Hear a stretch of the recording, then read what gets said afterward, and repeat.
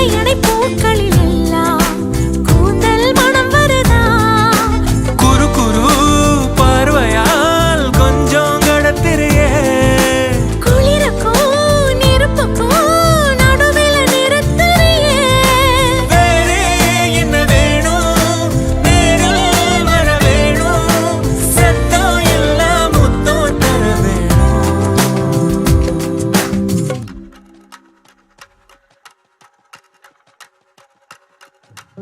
கொஞ்சி பேசிட வேணாம், உன் கண்ணே பேசுதடி.